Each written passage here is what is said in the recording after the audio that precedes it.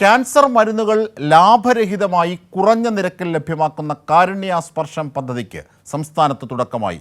സർക്കാരിൻ്റെ 100 ദിന കർമ്മ പദ്ധതിയിൽ ഉൾപ്പെടുത്തി ആരംഭിച്ച പദ്ധതി മുഖ്യമന്ത്രി പിണറായി വിജയനാണ് ഉദ്ഘാടനം ചെയ്തത്. സംസ്ഥാനത്തെ 14 ജില്ലകളിലെ തിരഞ്ഞെടുത്ത 14 കാരുണ്യ ഫാർമസികളിലാണ് മരുന്ന് ലഭ്യമാവുക. ക്യാൻസർ രോഗത്തിനുള്ള 247 മരുന്നുകൾ ഇനി കുറഞ്ഞ വിലയ്ക്ക് സംസ്ഥാനത്ത് ലഭ്യമാകും. സർക്കാരിന്റെ 100 ദിന കർമ്മ പദ്ധതിയിൽ ഉൾപ്പെടുത്തിയാണ് കാരുണ്യസ്പർശം പദ്ധതി ആരംഭിച്ചത്. 14 ജില്ലകളിലെയും തെരഞ്ഞെടുത്ത കാരുണ്യ ഫാർമസികൾ വഴിയാണ് മരുന്ന് സാധാരണക്കാരന് ലഭ്യമാവുക. ക്യാൻസർ മരുന്നുകൾ പ്രത്യേക കൗണ്ടർ വഴിയാണ് വിതരണം ചെയ്യുന്നത്. സംസ്ഥാനതല ഉദ്ഘാടനം ഓൺലൈനായി മുഖ്യമന്ത്രി പിണറായി വിജയൻ നിർവഹിച്ചു.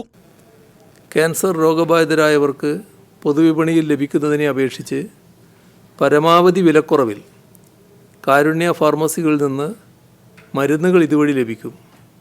തീർച്ചയായും ക്യാൻസർ രോഗികൾക്ക് വളരെ ആശ്വാസകരമാകുന്ന ഒരു ചുവടുവയ്പ്പാകും ഇത്. ക്യാൻസർ ചികിത്സാ ചെലവ് ചുരുക്കുന്നതിൽ രാജ്യത്തിനാകെ മാതൃകയാകുന്ന ഒരു ചുവടുവയ്പ്പായി ഇത് മാറുമെന്ന പ്രതീക്ഷ പങ്കുവെക്കട്ടെ. ഇന്ത്യയിലെ വിവിധ ബ്രാൻഡുകളുടെ 7000-ഓളം മരുന്നുകളാണ് വില കുറച്ച് നൽകുന്നവയിൽ ഉൾപ്പെട്ടിട്ടുള്ളത്. കുറഞ്ഞ വിലയ്ക്ക് മരുന്നുകൾ ലഭ്യമാകുന്നതിലൂടെ രോഗികളുടെ ചികിത്സാ ചെലവ് കുത്തനെ കുറയുമെന്ന് ആരോഗ്യമന്ത്രി വീണ ജോർജ് പറഞ്ഞു. സർക്കാർ സ്ഥാപനങ്ങളിലേക്ക് സംഭരിച്ചിരുന്ന പ്രൊക്യൂർ ചെയ്തിരുന്ന മരുന്നുകളുടെ എണ്ണം 69 ആയിരുന്നു. പക്ഷെ ഇന്ന് നമ്മൾ സംസാരിക്കുമ്പോൾ 2023-24 കഴിഞ്ഞ് 2024-25 ഓഗസ്റ്റ് മാസം സംസാരിക്കുമ്പോൾ ആ 5 സ്ഥാപനങ്ങളിൽ നിന്ന് സംസ്ഥാനത്തെ 50 സർക്കാർ ആശുപത്രികളിൽ ക്യാൻസർ ചികിത്സ സാധ്യമാക്കുന്നതിന് നമുക്ക് കഴിഞ്ഞു.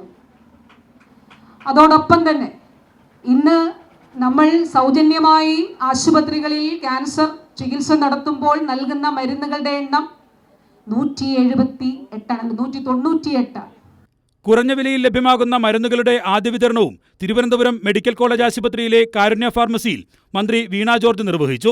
പൂർണ്ണമായും ലാഭവിഹിതം ഒഴിവാക്കിയുള്ള ക്യാൻസർ മരുന്നുകൾ ലഭ്യമാകുന്നതോടെ രോഗികൾക്ക് കൂടുതൽ ആശ്വാസമാകും. കൈരളി ന്യൂസ്, തിരുവനന്തപുരം.